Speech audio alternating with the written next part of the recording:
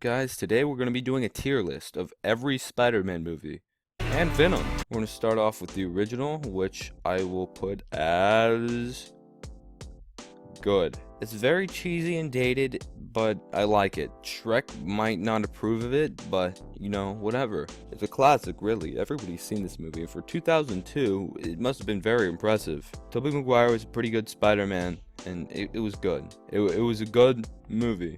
Alright, it's not Shrek approved. It doesn't get approval from Shrek, but it's good. Then we'll get to Spider-Man 2, which is definitely approved by Shrek. It's really good and makes Spider-Man a lot more interesting. Something I like about this one is that Peter Parker gets screwed over the whole entire movie.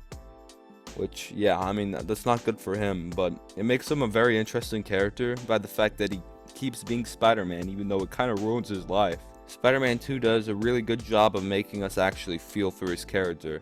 The action in this one's better than the original, with, of course, you know, the train scene being a highlight, but overall it's a really good movie. It isn't perfect like a lot of people say. I'm gonna be honest, I never really liked Kirsten Dunst as MJ, and I don't really feel for the romance in this movie, which is gonna make a lot of people mad, but I just have to say it. It works well as a plot device, and it's satisfying when Peter and MJ get together at the end, just because of how much stuff Peter's gone through, but I just don't think they have much chemistry. Okay, Spider-Man 3. Here we go. I'm gonna have to say triple question mark.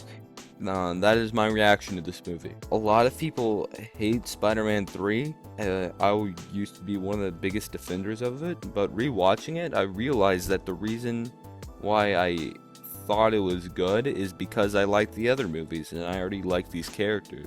The original movie was silly and all that, but this one is just ridiculous. There are 3 villains in this movie, which makes it feel like a mess just because there's so much stuff going on. Venom in this movie is a complete joke. Venom is awful in this movie. This movie is very funny if you watch it ironically, which the original movie was too. But at the heart of that one was a good movie, and here it's Spider-Man 3. It's not awful, but it's, you know, it's a triple question mark. That's what it gets. Then we get to the Amazing Spider-Man. This original trilogy is done with. They've rebooted it. They cast Andrew Garfield. Okay. It's okay. It's not as silly as the other ones. You can definitely take it more seriously, but it's also just less fun because of that. It's fine, but just kind of bland. Andrew Garfield wasn't really the right choice for Spider-Man. He definitely tried, but he's just too cool to play a nerd like Peter Parker. All the action in this movie is actually really good. The villain isn't really good. The Lizard is just a weird, forgettable villain that I think tries to turn everybody into a lizard or something. I don't even know. He's just a big fat green guy for Spider-Man to punch, but you know, whatever. This one's fine. It set up the new series, so hopefully better movies can come after it. Then we get to The Amazing Spider-Man 2. The Amazing Spider-Man 2 is a joke. Electro is a joke. Harry in this movie is a joke. If something isn't forgettable, it's memorably awful. The Amazing Spider-Man 2 is the kind of movie you put on at a huge house party. You have it there just to make more noise and to have something on the screen, but no one's actually paying attention to it. They just glance over every once in a while to see what's happening with Spider-Man, and then they realize, oh, it's boring. So, 2 years after this movie, they reboot Spider-Man again. They bring him into the Marvel Cinematic Universe. They have his first appearance in Captain America Civil War. But we're not counting that because that's not a Spider-Man movie. And of course, you know, we only have Spider-Man movies here. The first Spider-Man movie in this newest series is Spider-Man Homecoming. And I'm debating where I should put it, because I can't decide if I should put it in good or Shrek approved. I'm gonna put it as Shrek approved. I really like the small scale of this movie. It's not a grand epic tale. It's just Spider-Man trying to stop Batman from selling weapons. And I like the theme that being Spider-Man is kind of making his life worse, but he's still responsible and still does it anyways to save people. They did that in Spider-Man 2. And I think they might have done it a little bit better in Spider-Man 2. Looking for you all morning. You're late. Always He's late. You're fired. Look at you, Peter. Your grades have been declining. You always appear exhausted. But it still really works here, especially with the romance. I like the romance in this movie because it isn't even a romance. It's just Peter has a crush on this girl, and it, you know, might work out. But then he's Spider-Man, and he has to ditch her at the homecoming. I've heard complaints that Spider-Man is too OP and too much like Iron Man in this movie, which can be debated. You know that he has his AI and stuff like that, but the thing is, he gets his suit taken away, and there's a strict message that Tony says where if you're nothing without the suit, you don't deserve it at all, and he has to, you know, prove his worth by using his cheap suit and stuff. So he kind of proved he is still a hero without a high-tech suit. So yeah, Spider-Man Homecoming is really good. Then we'll get to Venom, which is completely unconnected from any of these movies. In fact, it doesn't even have Spider-Man in it. I have no idea why I'm including it in the video, but it gets a triple question mark from me. A lot of people really hate this movie, and I don't. It's definitely not a good movie, but it's not the worst thing ever made.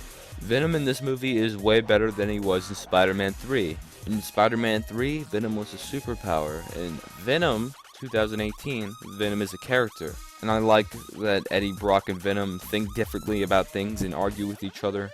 Of course, it was really silly, but they knew what they were doing with that over-exaggerated Venom voice. They're just like, oh. How I would describe this movie is that it's not good.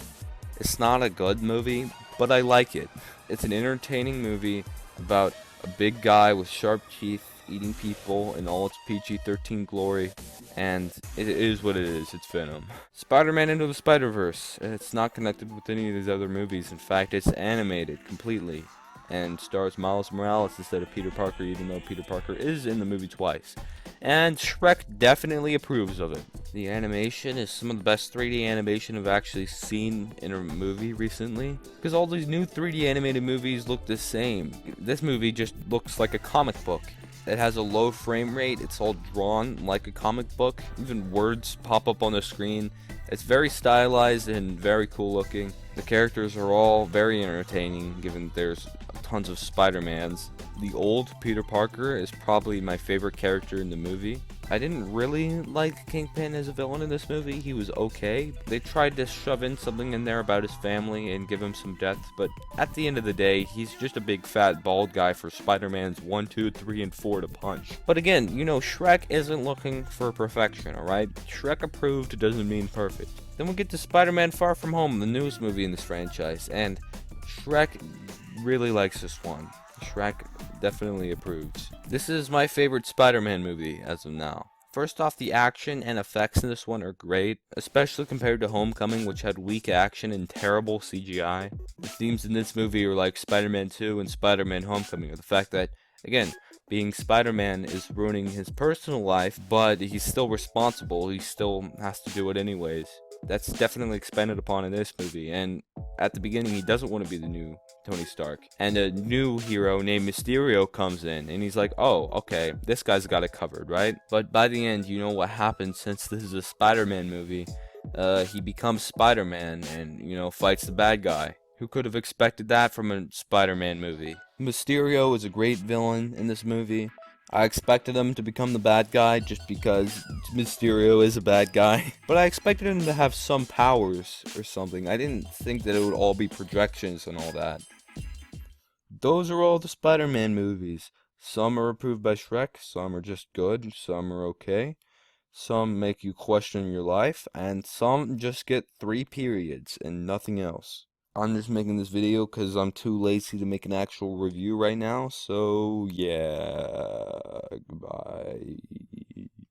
Bust your chops, bust them a lot, bust them for the plot and make sure it rots. Make that pop break, say, hey, this is a crazy take, oh yay. Like take off on a plane, it's a trick. Make sure that you don't rip off your dick. Either way, that's just a joke. Please don't yell at me, I'm not a slowpoke.